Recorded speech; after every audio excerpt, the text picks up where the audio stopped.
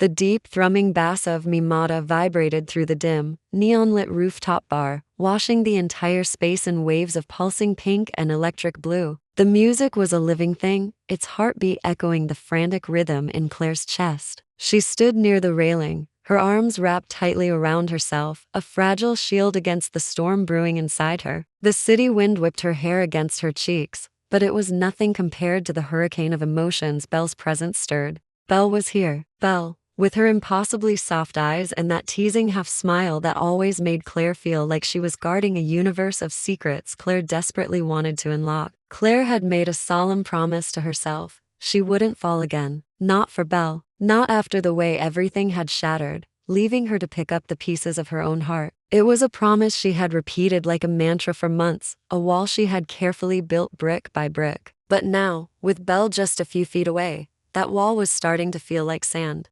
Then, a gentle tap on her shoulder. The touch was so light, yet it sent a jolt through her entire body. She knew who it was before she even turned. "Didn't think you'd come," Belle said. Her voice was a melody of warmth and uncertainty, a sound Claire had missed more than she ever admitted to herself. Claire turned slowly, her movements feeling heavy, deliberate. "Didn't think you'd want me to," she replied, her own voice barely a whisper, laced with the old hurt that still lingered. A soft, breathy laugh escaped Belle's lips. "You know that's not true." Just then, the music dropped into a deeper, more intimate beat. Mimata, the lyrics a haunting echo of her own turmoil. "It kills me." And with that drop, something inside Claire finally loosened its painful grip. She looked into Belle's eyes, searching, pleading to find the lies she had braced herself for. But there was nothing, only the same raw, unmistakable longing that had been her own constant companion since the night they stopped speaking. It was a mirror reflecting her own heartache right back at her. "Why did you ask me here?" Claire whispered, needing an answer, needing to understand why Belle would reopen this wound. Belle took a step closer. The space between them shrank until Claire could feel the warmth of her breath, smell the familiar scent of her perfume. "Because I'm tired of pretending," Belle said, her voice low and earnest. "I am tired of pretending I don't miss you every single second of every single day." Claire's heart stuttered, a wild bird beating against her ribs. "Belle," she started, a warning, a plea, she wasn't sure which. "No, listen," Belle insisted, her own vulnerability showing as her hands trembled slightly. She reached for Claire's, her touch hesitant. "You walked out because I was scared. I was terrified. But losing you scared me more. It was a different kind of fear, a deeper kind. The kind that keeps you awake at night." Claire swallowed the hard lump forming in her throat, the unshed tears burning behind her eyes. The air between them grew thick, charged with unspoken words and unresolved emotions. The world around them seemed to blur, the rooftop, the city lights, the other people all fading into a soft, indistinct background. The only thing in sharp focus was Belle's fingers, brushing against the back of her hand, a feather-light touch that was both an apology and a question. The entire night felt suspended in this single, fragile moment. Suddenly, the DJ shifted the track. Mimata swelled, the beat intensifying, the energy shaking the rooftop floor. A cheer went up from the crowd, bodies swaying and dancing under the hypnotic neon glow. Belle seemed to take the sudden burst of noise as a sign, a rush of courage. She gently tugged Claire's hand, pulling her toward the center of the rooftop, toward the heart of the music and the crowd. Claire hesitated, her old anxieties flaring up. "Belle, everyone's watching," she murmured, her voice tight. The thought of all those eyes on them, on this intensely private moment, was overwhelming. "I don't care," Belle said, her voice firm, resolute. "Not anymore."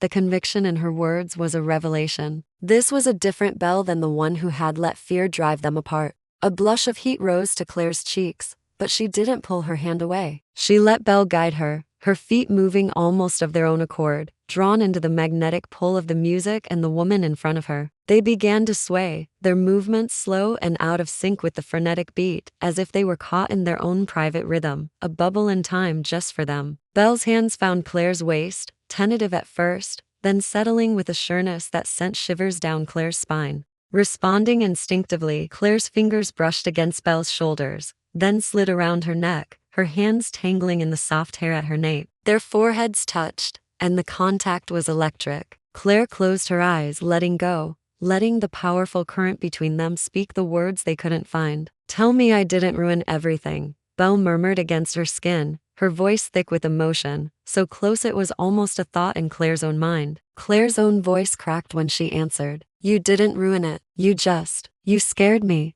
Then let me fix it, Belle whispered, her voice a promise. Claire opened her eyes. Belle was so close, a breathtaking reality. Her breath was warm against Claire's lips, her mouth just inches away. A dizzying rush of memories flooded Claire's mind, stolen glances across crowded rooms, whispered secrets during midnight phone calls, the unforgettable feeling of Belle's first kiss by the river, a moment that had felt like the beginning of everything. Her chest ached with the sheer weight of all the love she had so desperately tried to lock away, to forget. You still want this? Claire whispered, needing to hear it one more time, needing the final reassurance. Belle nodded, her eyes shimmering with unshed tears. I want you, she said, her voice breaking on the last word. And just like that, it was over. The fight, the resistance, the pretending. Claire was done. She leaned in, the movement slow, delicate, almost hesitant at first. Her lips brushed against Belle's in the softest of contacts, as if she were afraid the moment was a dream that might shatter. Belle inhaled sharply, her fingers tightening around Claire's waist, anchoring her, grounding her in this reality. And then Belle kissed her back. It wasn't hesitant. It was deep and full and desperate. A kiss that poured every unspoken apology, every ounce of longing, every single sleepless night into the space between their lips. It was a kiss that said, I'm sorry, I miss you, I love you, all at once. The noise of the rooftop bar dimmed to a distant hum. The biting wind softened into a gentle caress. The neon lights painted their skin in shifting shades of pink and blue, flickering like the pulse of something new being born, something precious being reborn. Claire felt the world tilt on its axis, but Belle's grip held her steady, safe. She melted into the kiss, finally allowing herself to feel everything she had so fiercely denied for months, the comforting warmth of Belle's hands on her skin, the sweet taste of her lip gloss, the soft, trembling breath Belle let out each time their lips parted, only to find each other again. When they finally pulled away, breathless and flushed, their faces glowing in the neon light, Claire rested her forehead against Belle's shoulder, feeling the steady beat of her heart. I hate that you still make my heart do this, Claire whispered, her voice a mix of exasperation and pure relief. Belle laughed softly, a sound that was pure happiness. I hope you never stop.